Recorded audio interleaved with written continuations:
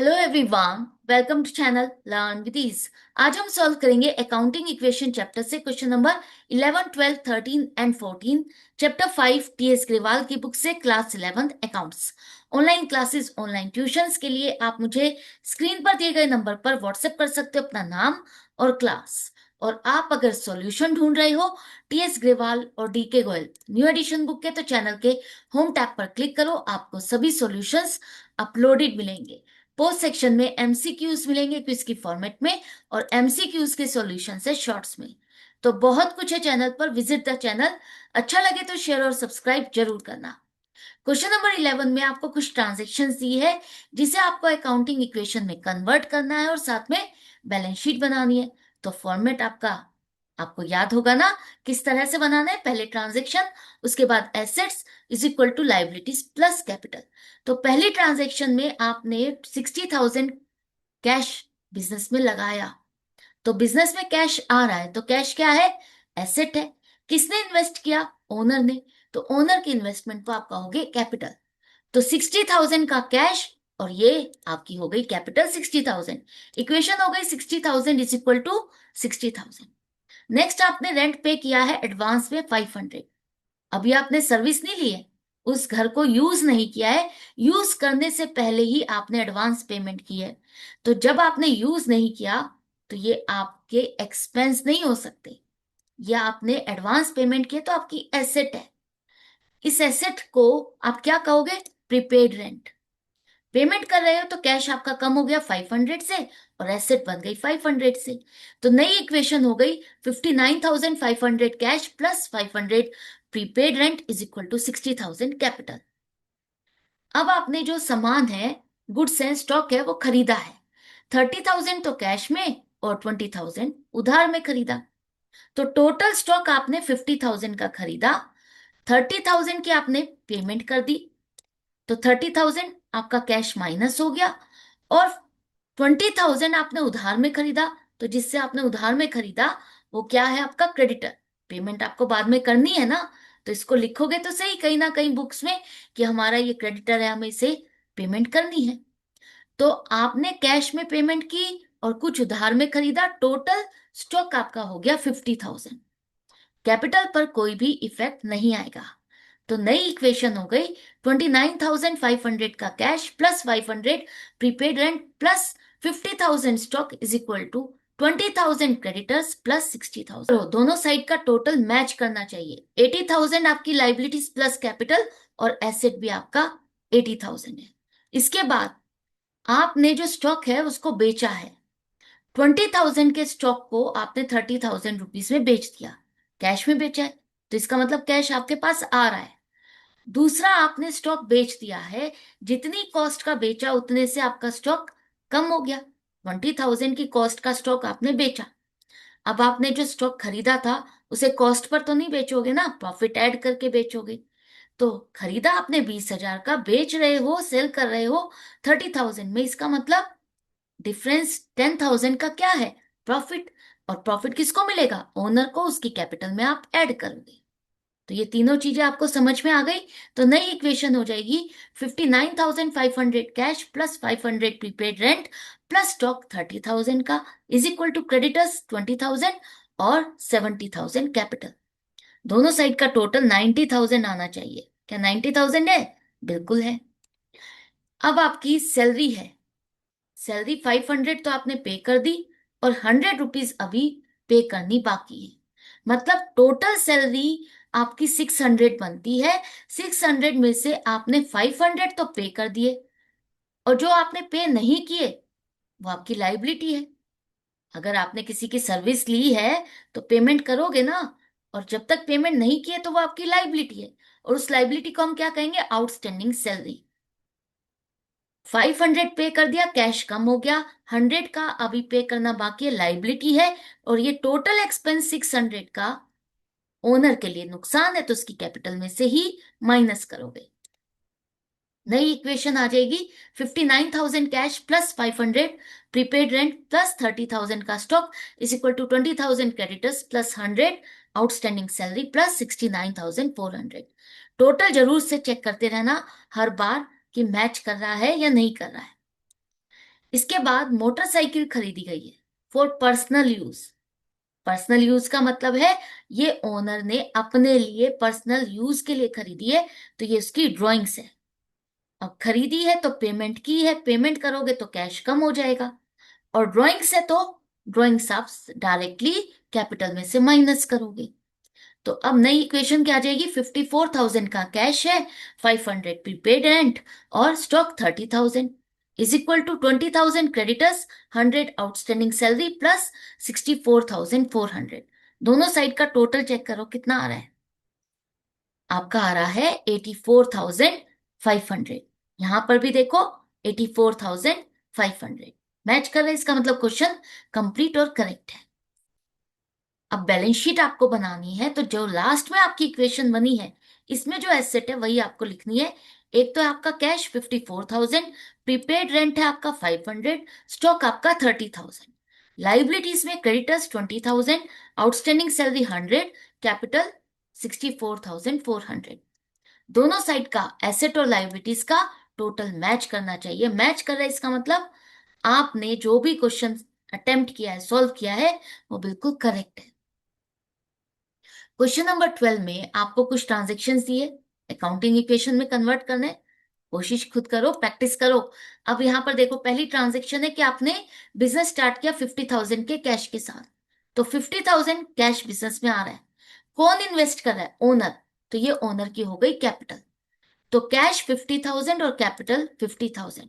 Equation क्या बन गई, 50,000 इज इक्वल टू 50,000। इसके बाद हमने बैंक में 10,000 रुपीज पे किए। इसका क्या मतलब है, आप बैंक अकाउंट ओपन कर रहे हो, बैंक आप इतना पैसा बैंक में जमा कर रहे हो। तो यहां कैश आपका क्या हो जाएगा, कैश आपका 10,000 से कम, और बैंक आपकी नई एसेट, बैंक बैलेंस एसेट है, तो बैंक बैलेंस आपका 10,000 का हो जाएगा। तो इक्वेशन क्या बन जाएगी, 40,000 प्लस 10,000 इज इक्वल टू 50,000। जितनी कैपिटल थी उसमें से कुछ कैश है और कुछ बैंक में बैलेंस है। आपने अब स्टॉक खरीदा 20,000 का कैश में और 30,000 का क्रेडिट में। 20,000 का कैश में खरीदा, इसका मतलब पेमेंट किया 20,000, और 30,000 का उधार में खरीदा, इसका मतलब क्रेडिटर हो गया 30,000 का। टोटल स्टॉक आपने खरीदा 50,000 का, तो स्टॉक आपकी नई एसेट आ गई। नई इक्वेशन क्या बन जाएगी, 20,000 का कैश, 10,000 का बैंक बैलेंस और 50,000 का स्टॉक, टोटल कितना हुआ 80,000। यहां पर भी देखो 30,000 के क्रेडिटर्स और 50,000 की कैपिटल, टोटल 80,000। इसके बाद आपने स्टॉक को बेचा। 30,000 का स्टॉक जो खरीदा था वो 40,000 में बेच दिया, कैश में बेचा है तो कैश आपके पास आया। 30,000 की वैल्यू का स्टॉक आपका आपने बेच दिया तो वो कम हो गया, खत्म हो गया। 30,000 का स्टॉक 40 में बेचा है, तो 10,000 का प्रॉफिट कैपिटल में आप ऐड करोगे, तो नई इक्वेशन हो जाएगी 60,000 plus 10,000 plus 20,000 is equal to 30,000 plus 60,000। 90,000 is equal to 90,000 match कर रहा है। अब आपने रेंट पे किया है 500 का, रेंट पे कर रहे हो, एक्सपेंस है। पेमेंट कर रहे हो तो कैश आपका कम हो जाएगा, नेगेटिव हो गया, ब्रैकेट में लिखो। और पेमेंट कर रहे हो, एक्सपेंस है, तो एक्सपेंस ओनर के लिए नुकसान है, उसकी कैपिटल में से ही माइनस करोगे। जैसे प्रॉफिट को आप ऐड करते हो वैसे ही एक्सपेंस को आप माइनस करोगे। तो नई equation 59,500 plus 10,000 plus 20,000 is equal to 30,000 plus 59,500। Rent outstanding ₹100।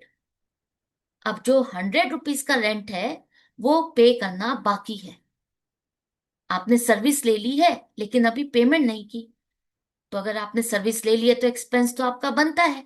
आपको इसी साल इसको रिकॉर्ड करना है। अपने बिजनेस में जो भी इनकम और एक्सपेंस है उसका तालमेल जो बनाओगे, तो उसमें अगर आपने सर्विस ले ली है, एक्सपेंस है, तो उसे काउंट करोगे। तो ये 100 रुपीज का आउटस्टैंडिंग रेंट लाइबिलिटी बन गया। जैसे आपने पेमेंट किया तो कैश में से कम कर दिया, और अगर पेमेंट नहीं की है तो वो अब आपकी लाइबिलिटी बन गया, outstanding rent. Outstanding rent liability हो गया, और एक्सपेंस है तो आप कैपिटल में से भी माइनस करोगे। तो नई इक्वेशन आ गई 59,500 plus 10,000 plus 20,000 is equal to 30,000 plus 100 plus 59,400। Clear है? इसके बाद आपने फर्नीचर खरीदा है उधार पर, फर्नीचर के लिए पेमेंट नहीं की है। तो फर्नीचर खरीद रहे हो तो फर्नीचर तो एसेट आ गई, पेमेंट नहीं की है तो ये भी आपका क्रेडिटर हो गया। लेकिन अब एसेट आप खरीद रहे हो तो उसके क्रेडिटर अलग होंगे, स्टॉक खरीद रहे हो तो उसका क्रेडिटर अलग होगा, और एसेट को खरीद रहे हो तो उसका क्रेडिटर अलग होगा। तो क्या लिखे यहाँ पर? 5,000 का फर्नीचर, और यहाँ लाइबिलिटीज में 5,000 का क्रेडिटर फॉर फर्नीचर। तो नई equation 59,500 plus 10,000 plus 20,000 plus 5,000 is equal to 30,000 plus 5,000 plus 100 plus 59,400। Total check करो कितना आ रहा है, कितना आ रहा है आपका टोटल। यहाँ पर देखो 35,000 प्लस 59,500। तो दोनों साइड पे देखो 59,500 प्लस 35,000 मैच कर रहा है, गलती नहीं हुई है यहाँ पर। इसके बाद नेक्स्ट है आपका पेज फिनिश हो गया, तो नेक्स्ट पेज पर जाते हुए आपको इक्वेशन को लिखना है। उसके बाद नेक्स्ट ट्रांजेक्शन की आपने रेफ्रिजरेटर खरीदा पर्सनल यूज के लिए, मतलब ड्राइंग्स है, खरीदा है तो इसका मतलब पेमेंट की है। 5,000 से कैश कम हो गया और ड्राइंग्स कैपिटल में से माइनस हो जाएगी। इक्वेशन हो जाएगी 54,500 plus 10,000 plus 20,000 plus 5,000 is equal to 30,000 plus 5,000 plus 100 plus 54,400। Next transaction में आपने मोटरसाइकिल खरीदी है। अब मोटरसाइकिल कैश में खरीदी है तो कैश आपका 20,000 से कम हो गया, नई एसेट मोटरसाइकिल यहां पर ऐड हो गई।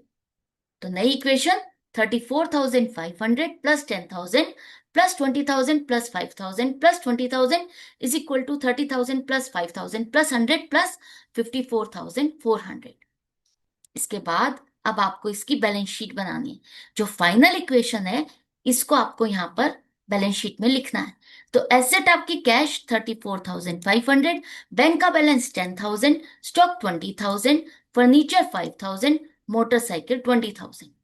इसके बाद यहां पर लाइबिलिटीज में creditors 30,000, creditors for furniture 5,000, outstanding rent 100, capital 54,400, total हुआ 89,500, 89,500।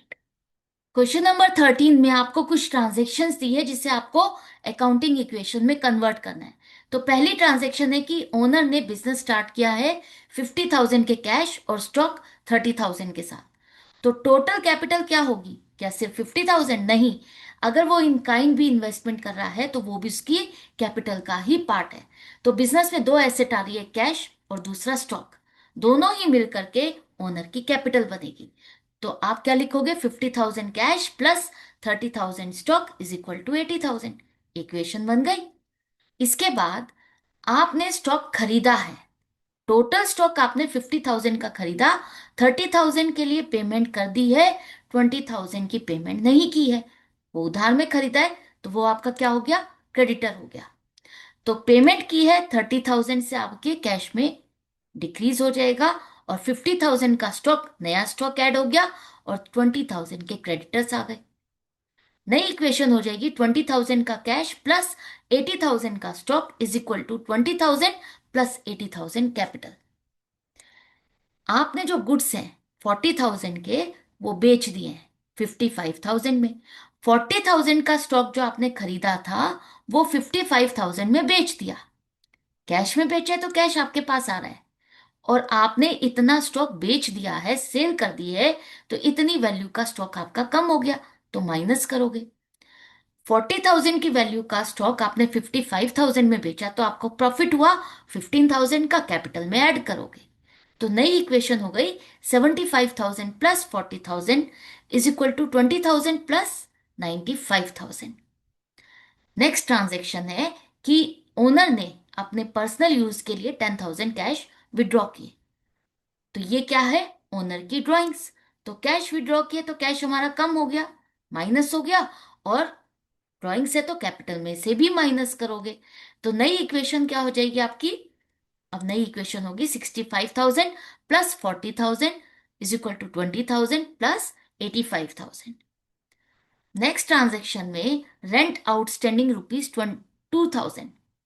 अब जो रेंट है, आपने किसी की बिल्डिंग को यूज कर लिया, लेकिन अभी रेंट आपने पे नहीं किया, तो सर्विस तो ले ली ना आपने, और सर्विस ले लिए तो वो एक्सपेंस बन गया है, और एक्सपेंस आपको अपने इस बिजनेस में रिकॉर्ड करना होगा। पेमेंट नहीं की है तो कैश तो कम नहीं होगा, लेकिन लाइबिलिटी बन जाएगा ये, और इस लाइबिलिटी को आप क्या कहोगे? Outstanding rent. तो रेंट 2,000 का लाइबिलिटी, और ये एक्सपेंस है तो ओनर की कैपिटल में से ही माइनस करो। तो अब आपकी नई इक्वेशन क्या हो जाएगी? 65,000 कैश प्लस 40,000 का stock is equal to 20,000 creditors plus 2,000 के आउटस्टैंडिंग रेंट प्लस कैपिटल 83,000। तो टोटल हो गया आपका कितना? 1,05,000। इसके बाद क्वेश्चन नंबर 14 में भी आपको अकाउंटिंग इक्वेशन ही बनानी है, लेकिन अब ध्यान से करना। यहां पर देखो, ओनर जो है क्या क्या लेकर आ रहा है बिजनेस में? कैश, चेक, मशीनरी, फर्नीचर, बहुत सारी चीजें लेकर आ रहा है। तो वो जो भी लेकर आ रहा है बिजनेस को स्टार्ट करने के लिए, वो सारा का सारा उसकी कैपिटल है। तो सबसे पहले हमारी एसेट में क्या आ गया? कैश। चेक लेकर आ रहे हैं, इसका मतलब बैंक का बैलेंस हो जाएगा, बैंक में जमा होगा तो बैंक अकाउंट। दूसरा आपका स्टॉक, मशीनरी, फर्नीचर, ये सारी एसेट आ गई। इसके बाद यहां पर तो टोटल हमारी जो इन्वेस्टमेंट है उसे हम क्या कहेंगे? कैपिटल। तो एक एक चीज करके लिखो। 50,000 plus 1,00,000 plus 60,000 plus 1,00,000 plus 50,000, total capital हो गई 3,60,000। इक्वेशन बन गई आपकी। नेक्स्ट है कि आप जो स्टॉक लेकर आ रहे हो उसका 1/3 पार्ट आपने बेच दिया है 10% के प्रॉफिट पर। मतलब 60,000 के स्टॉक का 1/3, 20,000 की कॉस्ट का स्टॉक बेच दिया है 10% के प्रॉफिट पर। तो 20,000 का 10%, 2,000 इसमें ऐड करके 22,000 में आपने इसे बेच दिया, जिसका हाफ आपको कैश मिल गया, और बाकी बाकी अभी नहीं मिला। इसका मतलब ये आपकी क्रेडिट सेल हो गई। तो जब आप सामान उधार में बेचते हो, तो जिससे आपने उधार में बेचा वो आपके लिए क्या है? डेटर है। तो यहां पर क्या ट्रांजैक्शन बन जाएगी? ध्यान से समझना। 11,000 आपको कैश मिला, 20,000 का स्टॉक कम हो गया, और 11,000 लेने बाकी है। 20,000 का स्टॉक आपने 22,000 में बेचा, तो 2,000 का प्रॉफिट कैपिटल में ऐड होगा। तो अब इक्वेशन क्या होगी? 61,000 plus 1,00,000 plus 60,000 plus 1,00,000 plus 50,000 plus 11,000 is equal to 3,62,000। Clear है? इसके बाद आपने मशीनरी जो खरीदी है उस पर 10% डेप्रिसिएशन लगाना है। तो 10% 1,00,000 पर कितना होगा? 10,000। आप कह रहे हो कि हमने इस मशीन को यूज किया तो उतने से उसकी वैल्यू कम हो गई, तो 10,000 से इसकी वैल्यू कम हो गई तो माइनस करोगे। और ये एक तरह से आप एक्सपेंस डालते हो कि हमने इतनी वैल्यू की मशीन को यूज कर लिया, ये हमारा एक्सपेंस हो गया। तो एक्सपेंस है तो कैपिटल में से ही माइनस करोगे। तो अब नई इक्वेशन क्या हो जाएगी? 61,000 plus 1,00,000 plus 40,000 plus 90,000 plus 50,000 plus 11,000 is equal to 3,52,000। यहां पर इक्वल टू का सिंबल लगा लेना। इसके बाद पर्सनल यूज के लिए 10,000 रुपीज विड्रॉ किए, तो ये ओनर की ड्राइंग्स हो गई। तो 10,000 से कैश माइनस हो गया, और ड्राइंग से तो कैपिटल में से भी माइनस करोगे। तो नई equation 51,000 plus 1,00,000 plus 40,000 plus 90,000 plus 50,000 plus 11,000 is equal to 3,42,000। तो टोटल जरूर से चेक करते रहना, राइट? इसके बाद नए पेज पर आ रहे हो तो वहां पर इक्वेशन लिखना मत भूलना। तो नई ट्रांजैक्शन है आपकी कि interest on drawings charged at the rate of 5%। जैसे ओनर की कैपिटल होती है, उसी तरह से अगर वो पैसा विड्रॉ कर रहा है बिजनेस से, तो उससे फर्म इंटरेस्ट चार्ज करती है, उससे इंटरेस्ट ले रही है कि तुमने जो पैसा विड्रॉ किया हम उस पर इंटरेस्ट लगाएंगे। तो ये इंटरेस्ट फर्म के लिए क्या हो गई? इनकम हो गई। और इनकम किसको मिलेगी? ओनर को मिलेगी। तो आप ये 500 रुपीज की ड्राइंग्स पर इंटरेस्ट कैपिटल में ऐड करोगे, और ये इंटरेस्ट ऑन ड्राइंग्स है तो ओनर को ही बियर करना है, उसी की कैपिटल में से माइनस भी होगा।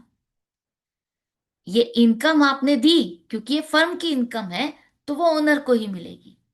और चार्ज हम किससे कर रहे हैं? ओनर की ड्राइंग्स पर ओनर से ही कर रहे हैं, तो ओनर की कैपिटल में से ही माइनस करोगे।